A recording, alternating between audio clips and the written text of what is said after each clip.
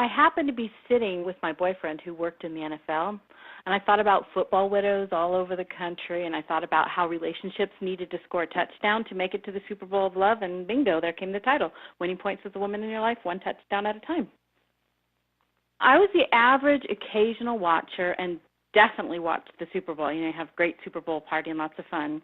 When I sat down to write this book, I actually had to immerse myself in football for nearly 4 months before I began writing. And then when I was interviewing, because I interviewed over 400 men and women on the streets, it took me like a year and a half, for their thoughts about relationship and what bothers them. There's an entire section in the book that reveals common answers from both men and women in the surveys. I spent the extra time during that time observing and learning about the players in football and the terminology and the rules of engagement, all of that. It was a lot of fun, and it helped me get the idea then. I fully embraced and understood the idea that football and relationships are quite similar. They're both teams, and you have to read the playbook, which is the rule book for football. Watch the other players, learn to key them, and if you're having problems that each team member can't seem to come to a conclusion about, you have to seek out a line judge. So in this case, a line judge in relationship would be a counselor.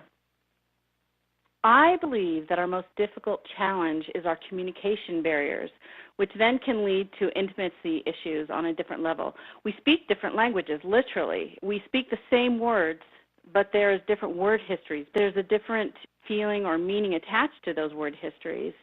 We all know that. We've heard it. What we need to do is understand how each person speaks so we can understand them.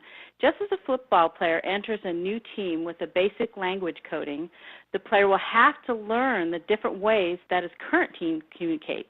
They do that by listening to the coach, attending the practices, learning the playbook, and learning the rules. Men and women need to do the same and to celebrate the fact that we're so different. A piece of advice I give in my book to help stop the frustration, this is specifically geared for women right at this particular moment, but there's lots of advice for men and women. And here's the woman's word that I just used, that woman feel. Feeling is an emotional word, one that may not have a lot of relevance to a man, as most men don't see or use words attached with feelings in that manner that we do.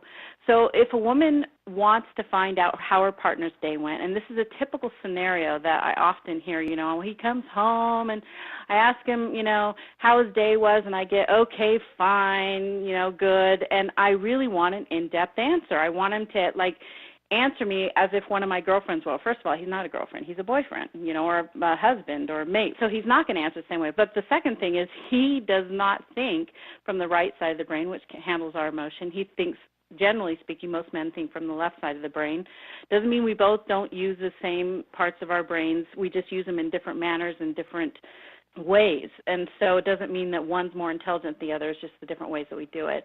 So instead, women, of asking your partner how your day was, if you want a more in-depth answer, you're more likely to get one with a question that does not require them to answer with emotional or feeling words such as fine, good, okay, which are all appropriate answers for a man.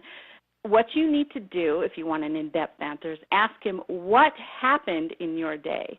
I came up with that phrase a long time ago, and I've tested it on friends and family, and then I started using it in the people I worked with and having them use it, and they really found a difference because that question requires fact words, and your partner is more likely to give you in-depth version of the facts of his day.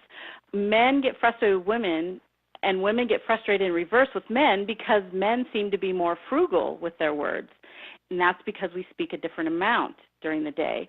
If we can come to terms with this and accept it rather than fighting it, we will do much better in helping the other one understand our points of view or our thoughts or just basic conversation.